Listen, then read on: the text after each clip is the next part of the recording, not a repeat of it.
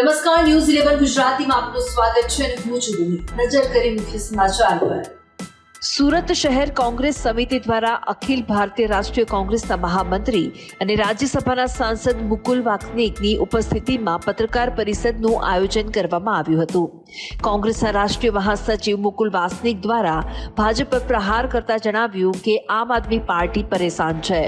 ના માત્ર આમ આદમી પાર્ટી પરંતુ શોષિત તથા વંચિત વર્ગ, દલિત, આદિવાસી મહિલાઓ વગેરે તમામ ખૂબ જ પરેશાન છે અને તેમની સ્થિતિ ખૂબ જ ખરાબ બનતી જઈ રહી છે. દેશ અને ગુજરાતમાં મહિલાઓ સુરક્ષિત નથી. ગુજરાતમાં મહિલાઓ વિરુદ્ધ અપરાધના આંકડાઓ ઓછા બતાવીને ભાજપ સુરક્ષિત રાજ્ય હોવાનો દાવો કરે છે, પરંતુ તે ખરેખર ખોટું છે. NCRBની રિપોર્ટ મુજબ ગુજરાતમાં મહિલા સામે અપરાધના ટ્રાયલ કોર્ટમાં 97% કરતાં પણ વધારે કેસ જોવા મળી રહ્યા છે, જેમાં સુરતની મહિલાઓ પણ સુરક્ષિત નથી. જે રીતના કેસો સામે આવ્યા છે અને તેનો આંકડો સામે આવ્યો છે, તેમાં સૌથી વધુ કોર્ટમાં લંબાતા કેસોમાં સુરત શહેર સામેલ છે. બળદેવ દેસાઈ, ન્યૂઝ 11 ગુજરાતી, સુરત.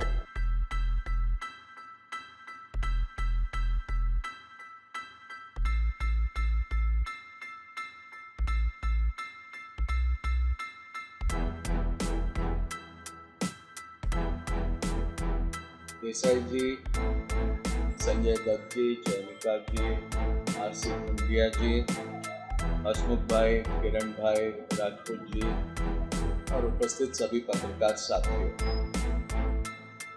गुजरात विधानसभा के चुनाव का प्रचार अब जोर पकड़ने लग गया है और विभिन्न राजनीतिक दल अपनी अपनी बातें लोगों के सामने रखने का प्रयास कर रहे हैं. भारतीय राष्ट्रीय कांग्रेस की तरफ से भी हम अपनी राय, हम अपने विचार लोगों के सामने रखने का काम कर रहे हैं. जैसा देसाई जी ने बताया, मुझे यहाँ पर दक्षिण गुजरात के विधानसभा क्षेत्रों की जिम्मेदारी मिली है और उस सिलसिले में मैं यहाँ पर पिछले कुछ दिनों से आया हूँ.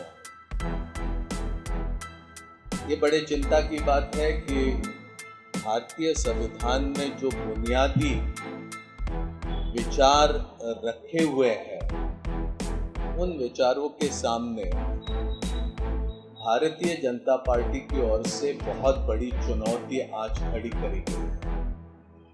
संविधान के नाम से शपथ तो लेते हैं, लेकिन हमारी जो बुनियादी बातें भारतीय संविधान के सामने है, उनके सामने जो खतरा आज नजर आता है, ऐसी स्थिति इससे पहले कभी थी.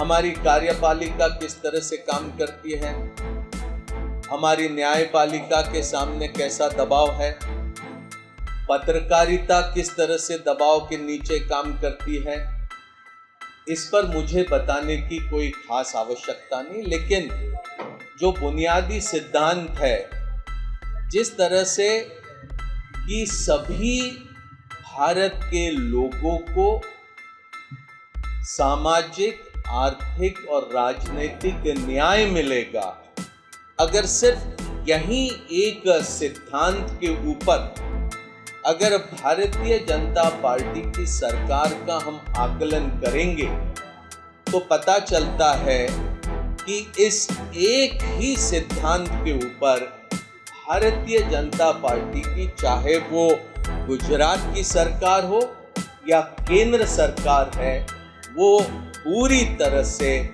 100% वो नाकामयाब रही है.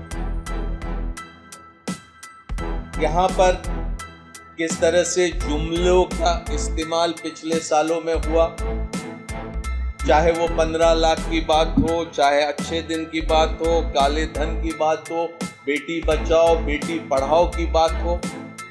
यहाँ सूरत में ही अगर सैकड़ों स्कूल अगर निजी क्षेत्र में खुलते हैं, तो सरकारी स्कूल महज 5 खुलते हैं. यहाँ पर अगर महिलाओं के खिलाफ अपराधों की अगर बात करें, चाहे रेप हो, छेड़छाड़, घरेलू हिंसा, दहेज और तमाम उत्पीड़न की घटनाएं अगर देखते हैं, तो पता चलता है कि 2020 में 3,71,000 जो अपराध की केसेस दर्ज हुई थी, उसमें अब 15% से भी अधिक बढ़ोतरी हुई। अब 4,28,000 से अधिक मामले महिलाओं के अपराध से संबंधित यहाँ पर गुजरात में दर्ज होते हैं। और ये दर्ज होने के बाद उस पर किस तरह से कार्रवाई होती है, ये पता चलता है कि 97% मामले ये कोर्ट में प्रलंबित है, यानी महज 3% मामले उसके ऊपर कोई फैसला कोर्ट ने दिया। 97% मामले अगर प्रलंबित है तो महिलाएं न्याय मिलने से कितनी दूर है। और आश्चर्य की बात तो यह है कि सूरत के मामले देश भर में 19 शहरों के अगर आंकड़े देखें तो पता चलता है कि सूरत शहर में महिलाओं के खिलाफ जो अपराध हुए उसमें 100% मामले अभी भी प्रलंबित है।